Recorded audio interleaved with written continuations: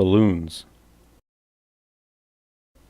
Mr. and Mrs. Ty and their younger daughter Annie were discussing in their living room, which was only half the size of the living room they had when they lived in the South, about how to celebrate their older daughter Jeannie's upcoming 13th birthday. Birthdays were big events in their household. Usually the girls' guests would spend the night, or at least stay half a day for their birthday parties. But because of the expensive housing in California and the allergic condition of the family, they had to live in a condo in the hills. There was not enough space for the four of them to move around, to say nothing of inviting guests over. Fortunately, the condo was on a hill, so they decided to suggest that Jeannie have a picnic birthday party on top of the hill. She agreed. Although her birthday was in February, Southern California weather is mild year-round. They only had to pray for no rain that day. Mr. and Mrs. Ty and Annie planned two things to give Jeannie, two birthday surprises. She had loved balloons since she was little, so they planned to have a huge bunch of balloons at the picnic site.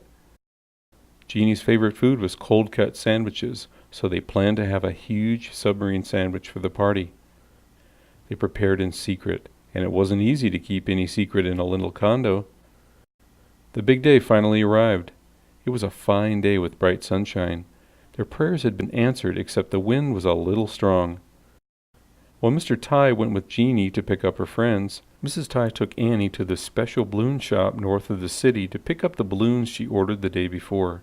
Every minute was important because they wanted to get to the top of the hill before the girls to surprise them.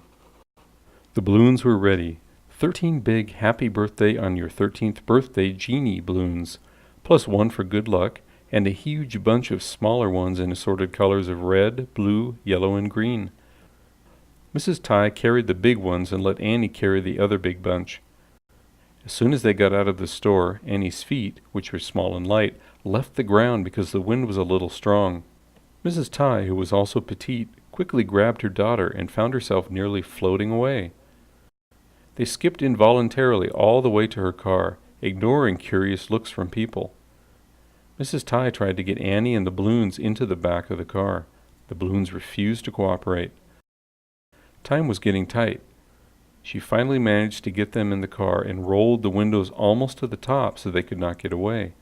But the balloons would not stay quiet. Mrs. Ty turned and saw Annie playing the piano, trying to get them down.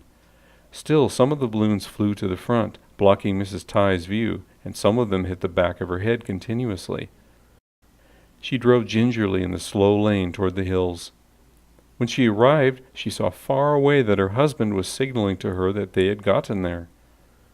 Mrs. Ty quickly turned the car around to find another way to get to the top of the hill. She drove to the back side of the hill and parked the car on a quiet street lined with mansion-like homes and wondered how to climb up there. A boy came out of his house. He was Annie's classmate. He told them the shortcut. They thanked him and climbed up, battling the wind, which was getting stronger. At the top of the hill, there were only a few big rocks and dry weeds.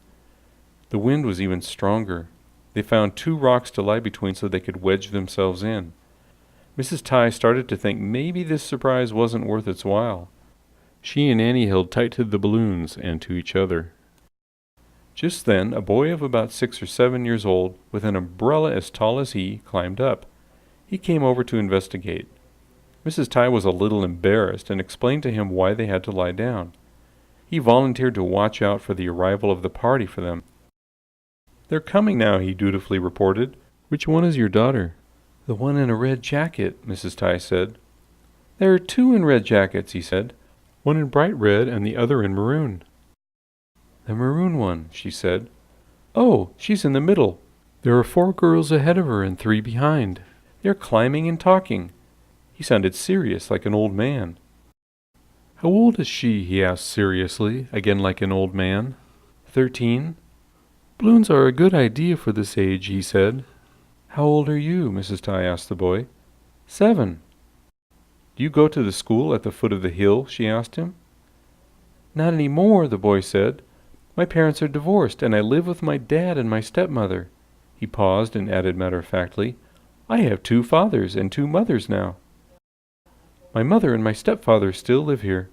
Today is the day I visit my mother, but my father and I came too early, so we came to climb the hill."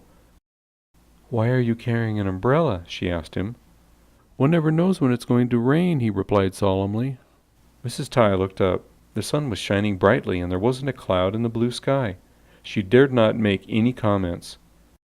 "They've climbed halfway up now, and they're laughing," the boy reported. He looked over the rock. Then he said, "Oh, my father's waving at me. He wants me to go back.